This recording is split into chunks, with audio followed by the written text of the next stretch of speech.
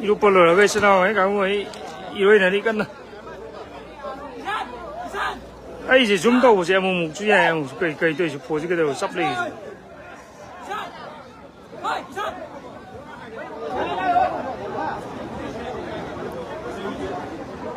공토 cứu liền lấy tiền này mà chỉ là iru baga dia ba cứu liền dia ba 돈에 iru baga cái nó đó adu tàu cái quỷ tôi chứ chỉ là chúng liền ba lấy đi lúc cái đó chúng nhận được lỗi rồi lại chúng ta thằng thằng gì đâu sang rồi đâu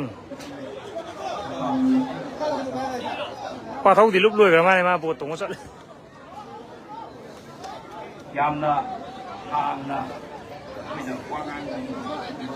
xin làm rất là xong đi chẳng gì rồi không đồ cái rồi thì gọi xong không đồ đâu là số lỗi số đều lỗi có tầm này nào số này là cái gì nè 지금 방송로 게 놓고 가야 되겠노 là tôi chỉ để cũng đâu rồi cũng đâu đâu phải để ngắt lại mà thằng gì mà đồ sát sát đồ phốt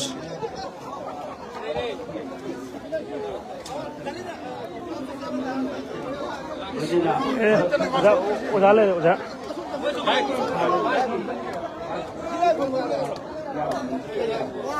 거기 오자고 골줄래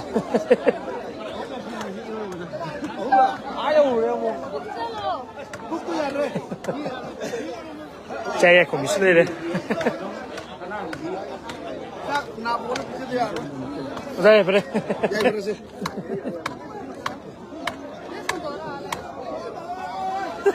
lạt không bùi sai nào cái thằng chalo cái nó cái sai lên cùng cái này mình lười xin cái hai năng hỏng lên mình to cái này lên mà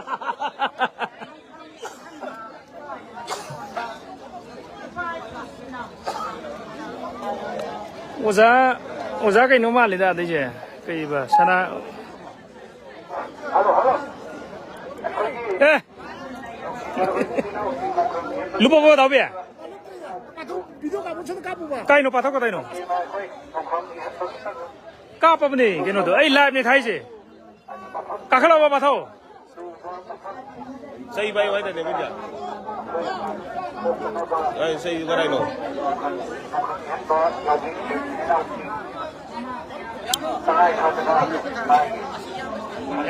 free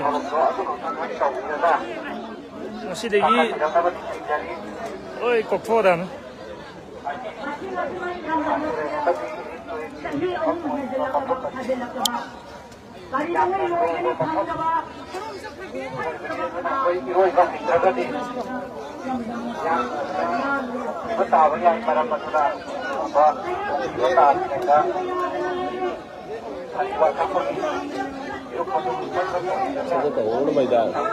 kain patau kata ini. Ya mbak, ini coba, lu kita.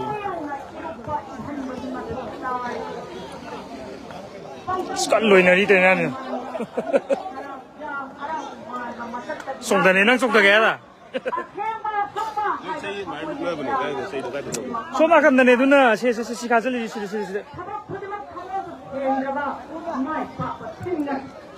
Ada sangat kau tahu kata apa tu na, nang hai tu na. Nupi kira, nupa kisi lupa tu ni nupi kini, nang hai nang wah pai tu nupi kini apa tu? Nupa kini siapa itu dia? Yang siapa itu dia? Kau makan betul lagi kemana? Nupi kisi wah kisi, dah wah tham mana wah loi lok thok mana si tham mana mana? Ini saya nupa itu. Luar apa?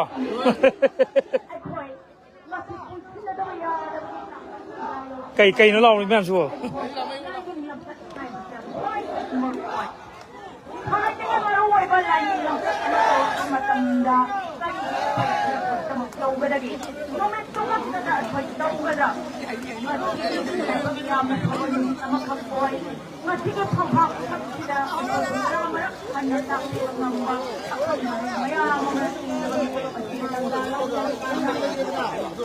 Diễn lên tụi nó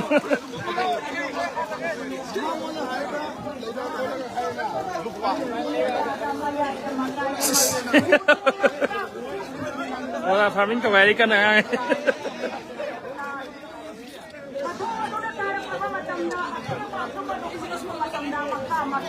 Saya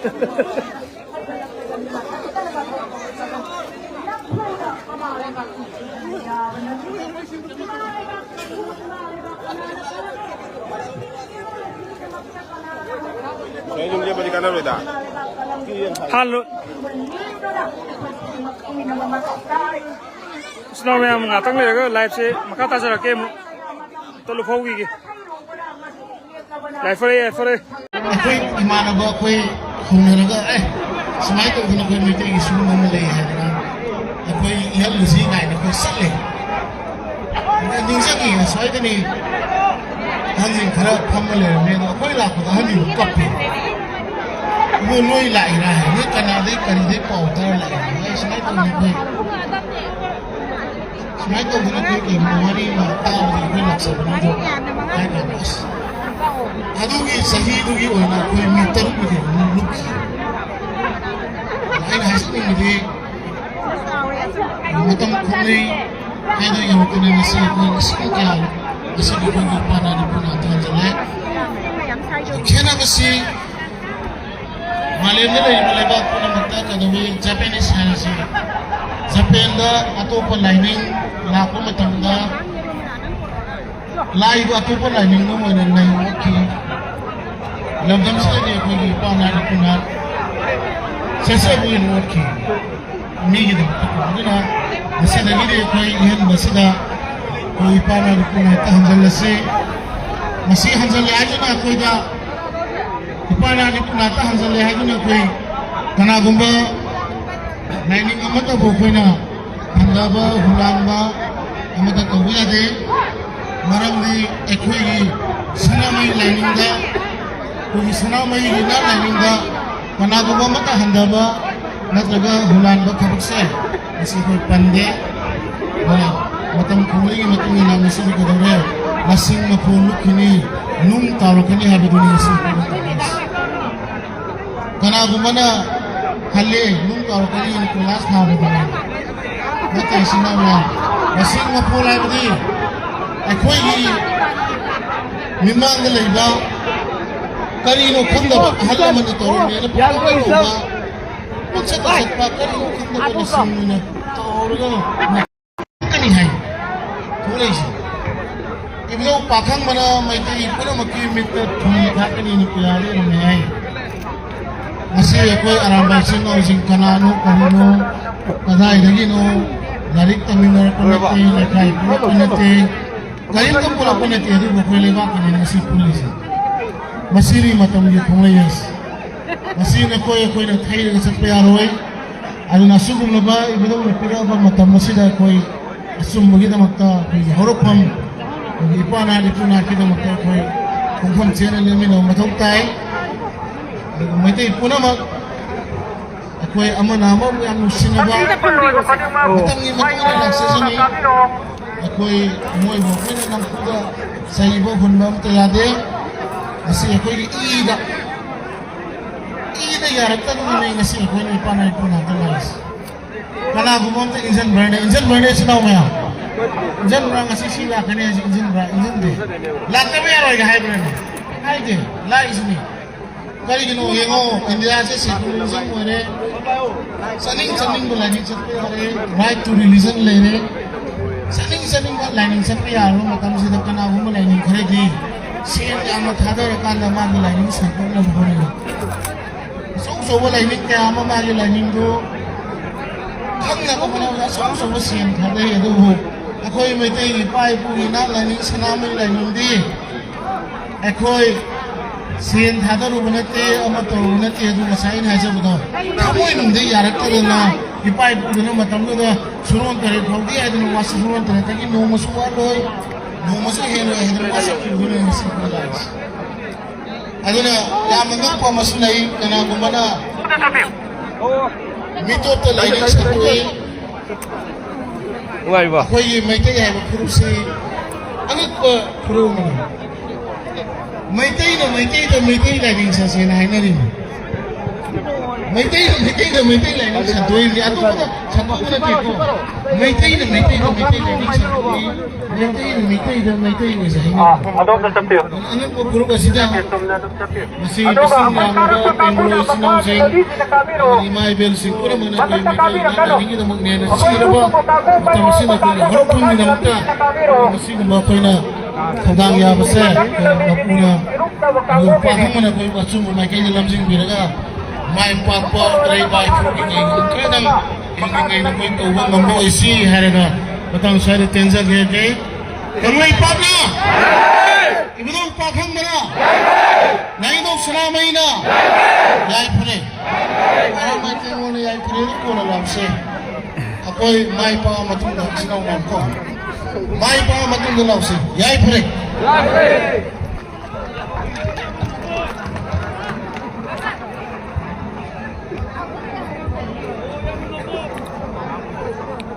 Kagachari kai kubajari ba inau ramai sen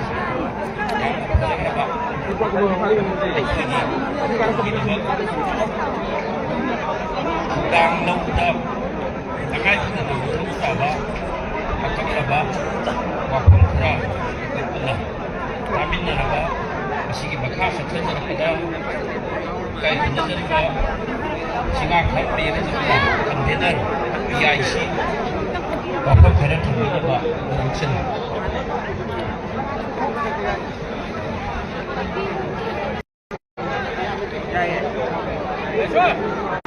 madam loi re ba paisa to wo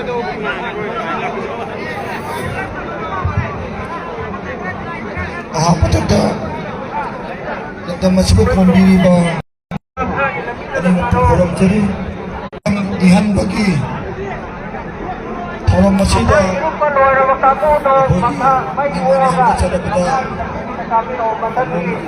tahu ada sama konungi alam kasing aduga rambai tengungi koi miyam lekai kuna jadi balu singkunen aduga rambai tengungi unit singi commander sing aduga ngasigi akhoi club amasung organizer punang mapu amona thakasari aduga ngasigi asigum lamba khani yan bagi thaudan asigi yan bagi tharam asida akhoi asoba thaudan lobiduna akhoi ima sing baruina yangoi santipur sijarbi ima sing aduga all kyagoi nupi sapotharam ki ima amasung all kyagoi nupi sapotharam ki president ari se kita usu thakap thangdok sari ai khanao se kitang numaitre barang manipur ki asoba miyang phokchot amasung miyang ki mifamda akhoi thoram yaw number morganda yang mata khon si na horganda nasi du khon numaitre aduna aina tension na harakanda ngasigi asigom loba mamanga akhoi wogaloi singna yang mayak setna hariba mafam ihan masuk kali maroki ihan puno masigi nung yuwi mafam du mayam mamda thakna thabigre ai dada hin jaroi ngasigi asigom loba kyangoi arati sajing sigi taina pa mafam oi tari itin pham woriba afam chida katamgi ipai pu singna akhoi gi nakhang ihan base pangtho bisik nasi pagina laninda amuan hatiluna ba akhoi culture akhoi sanabi akhoi tradition adu mangna bugida buka nasi natin ihani ni lamda mamada beba amada maya nasu mangda akhoi ni jabe re sekolah ni nasu manipur ina ba tuan ba akhoi think sing adu pithri bi samna krama ma culture jati do madu kunai sigi ahaba jati nate madu maning halaba jati ni haina mayam na khamahina haibira mabani aduna masida aina haijeningi si karino habaka na masi aramba tingundi isai nau singna masi akoi khona biraganda masi ina lainingi maramda akoi ni hotena masi no ihani se masi asoba onba Manipur ama wala sa mga kapatid tanggalaganda ay wa-atrawsi ang nangyayari aduna masada solusyon darge imalabak Manipur na kaya taro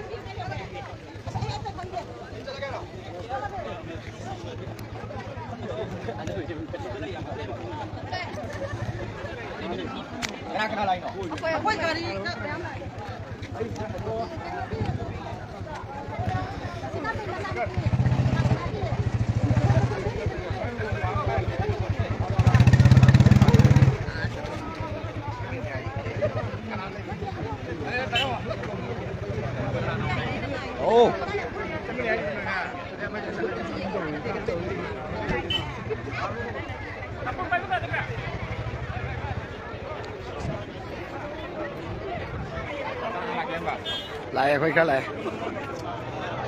Chạm tàn lúc bao nhiêu thằng này, super bò. Tôi tháng sau ngày bên.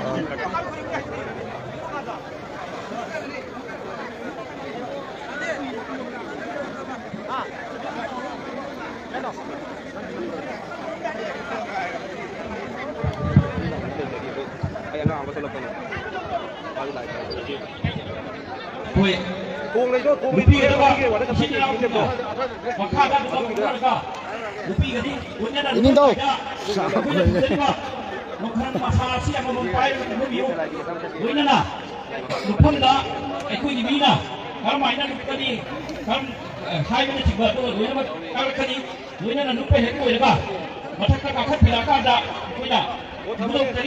Makarong kumur tinggi ini yang menurut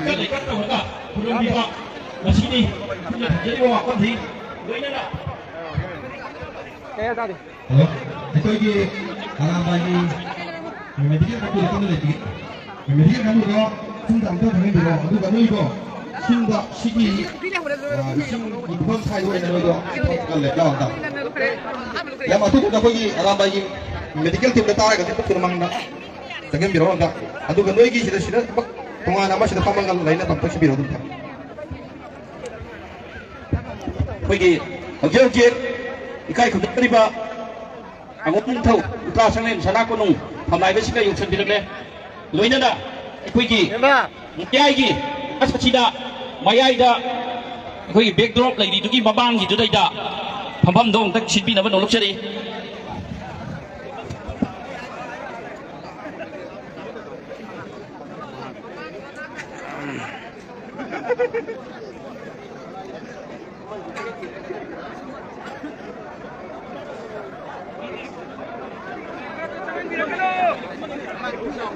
Loinana, kumna jadi ba, lucik puren, lain dong sana beri togut kamu, mata ki pambak tertelek kat pirna benda luk sini.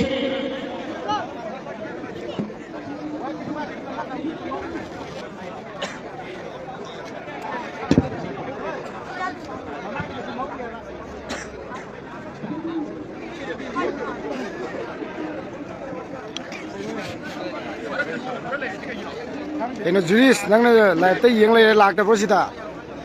Sila yung hoy kamu atin.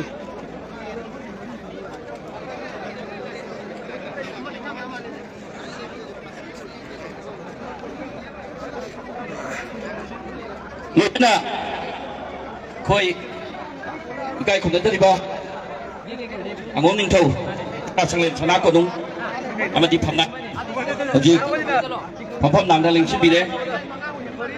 Loina dah, lain dong sana mai tahu kau ki, cing puren, dekat tidak kawan nolok seri, koi, mapung, aramai tengok lagi. Commander Singh, hero, untuk tiba, dua biba yau lagi, aku ini, hambak tak sida, lekat bilang nawan nolok seri.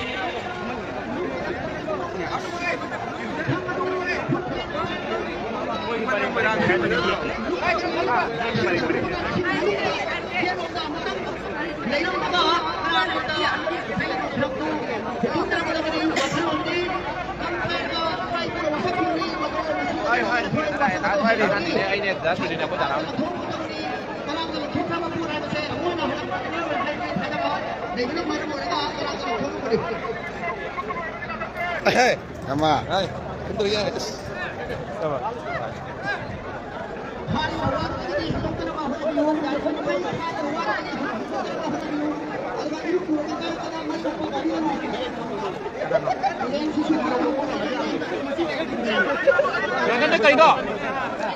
Yang jelaskan dulu masih sarai WhatsApp sarai handle sih.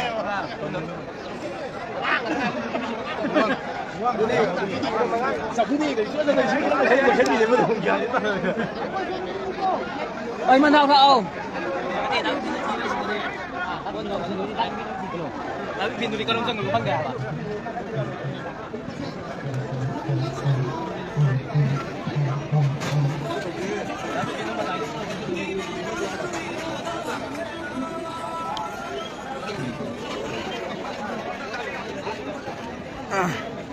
Timba, orang Mesir kunjik. Untuk cara ini, ini loyana. Ekoi dah orang Mesir hujara bekas su. Arabai tenggol ni, Commander Singh. Election bilang kita, adumat, apa nak election bina ban luluk seri.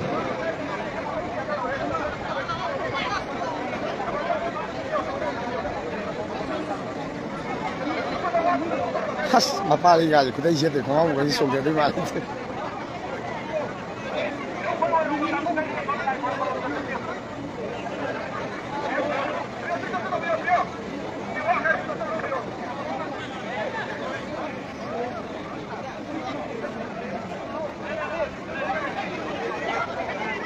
Halo, ai di lupa ni?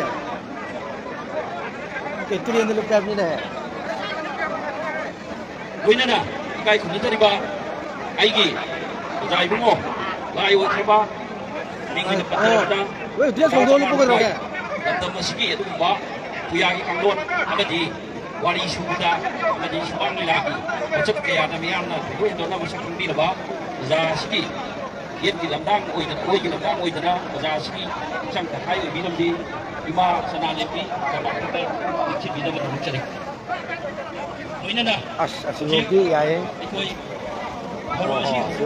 Masanalin. Ada kita lain sengaja dengan kaluki. Orang yang coba ingin cara pada yang bayar pak di sana.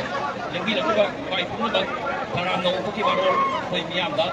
Hampir lagi leksin bileksin. Orang yang coba lain sengaja dengan kaluki.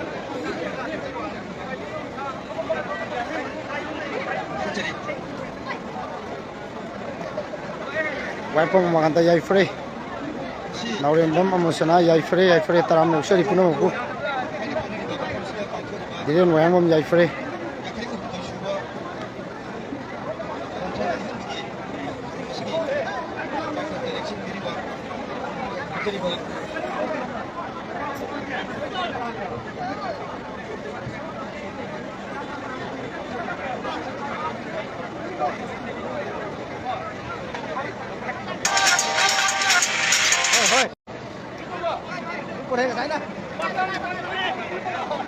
Mayam ai live se uraga ai number khangba singna mayam call tausan bi do tausan bi kanu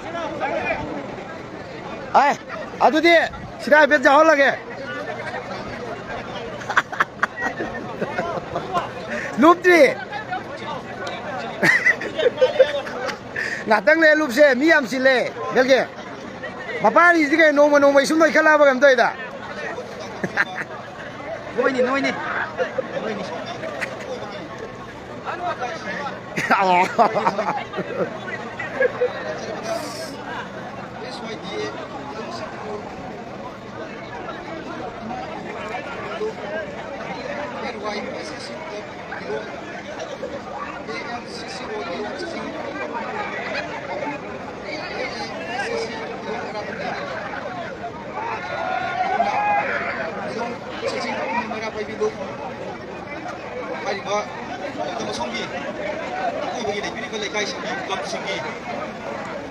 Presiden bagi General Secretary dan bagi biri ba election biri ba kuno magpuso dalam no seri ini na sige ꯊꯧꯔꯝ ꯑꯁꯤꯕꯨ ꯄꯥꯡꯊꯣꯛꯄ ꯃꯇꯨꯡ ꯏꯟꯅ ꯌꯦꯡꯁꯤꯟꯕꯤꯔꯤꯕ ꯁꯅꯥꯇꯣꯝꯕꯒꯤ ꯅꯤꯡꯊꯧ ꯑꯣꯏꯕꯤꯔꯤꯕ ꯅꯤꯡꯊꯧ ꯑꯣꯏꯅ ꯍꯪꯒꯠꯆꯔꯕꯗ ꯅꯤꯡꯊꯧ ꯂꯩꯇꯣꯟꯕꯁꯨ ꯌꯥꯝꯅ ꯅꯨꯡꯁꯤꯔꯤ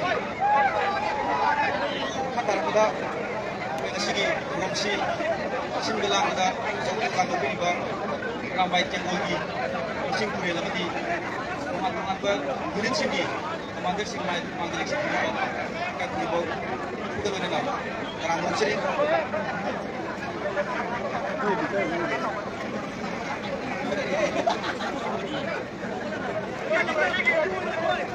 ꯂꯣꯏꯅꯅ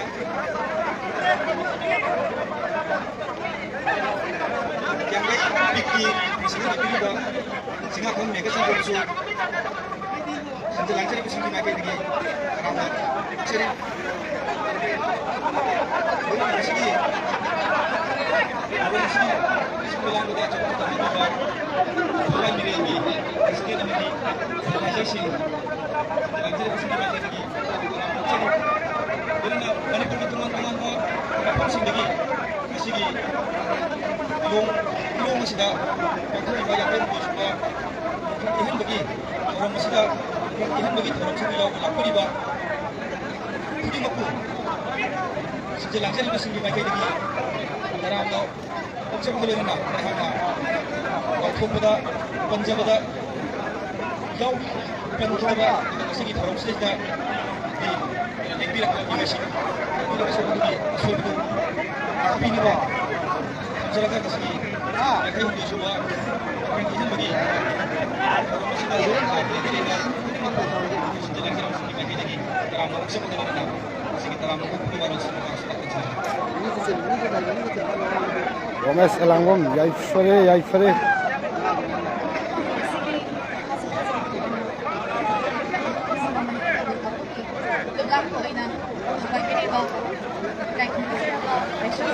As yamo bubuzi di susambugi.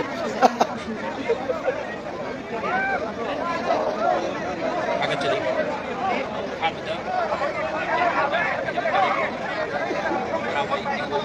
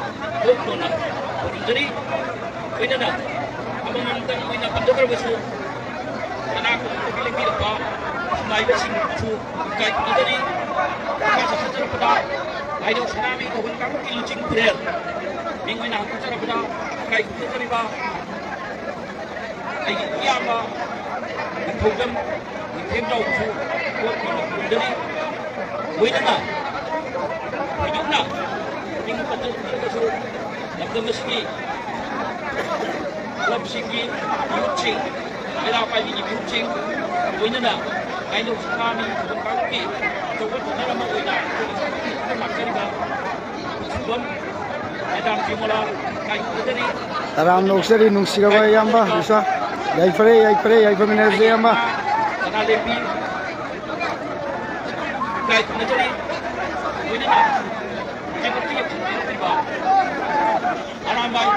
땡고기 친구들의 가이 군대가 되는다. 아바카테 친구들이가 아라마이 땡고기 유닛 친구 가마더식 가이 군대들이 되는다. 이래 바퀴 나갔더니 가이 가이 이때부터 가져라. 다시 이런 것이다. 이 행동이 이렇게 락비리바 이래이샤 가이 군대가 어떤다. 진짜 락 mayam live se mamtang siang mamtang tawthokbiyo ngasi akhoi wasak parai hanba akhoi nongreng irupa akhoi haiba enor se mayam dai amtang salona haijage korelani gi tinbam ni amaga ising je masu je mana wawrap satkani amana luna leibane mayam na joena thoidoi dona kangani aduga haiba akhoi masigi parai hanba wasak parai hanba gi thoram ase akhoi nungdawaram bo dum pangthukani kaiguma video live sigo yengbiba taragadi akhoi lilong thongi het mamangda lairiba haiba akhoi mafam asida sujoi soina lakpiu haiduna ina lining bu nusibirabadi adminase amadi akhoi yek salai samayamu amato oina koi mina boina sanamai lining da punsi haiba ofam ado mixel kanglai pagi mai jegi puna magi mafam da nolongna thamjare mayam puna yai faminase yai fare sanato lai sam yai fare kaya hati ang sagi loksin ki kai uiba biya kaya bai tha na mangan biki biya lai ni la ni ma usin ki lai ni lai pam kaya ka ki sana mai ku ye kai biki lai ba ki min lai pam ki min mi gi miro lo thon ki ato ko lai ni lai ki ma min thon ki biya lai ni no ya da bi ni sing kaya loi tha ki kaya na lai ba ka sem ki adu da sing ya da ba belak ka da lai ba lai gi kai 동과 아마디 사가이 시기 비바지고 남도나 거 팔다가 나무 맞고 거기 가마이키 알방 마푸나 사니 낙나가이 아학바 바비기 버세 거리바 농탕 하이는 잡다바 사 파이한누나 일롱 미엘기 일롱다 시 하이브는 미 하이브디 야두나이 차카이샤 박치기 다닌 인구 달리 싱아마가 다크렉 마벌 아시라기니 가만 장가 살라게 하이브는 사니 와삭 나무나 amoy kai na mga shousing may pangkiyang na nakal amada ikem ka may mamadi kaya kita sa kai na nakal amada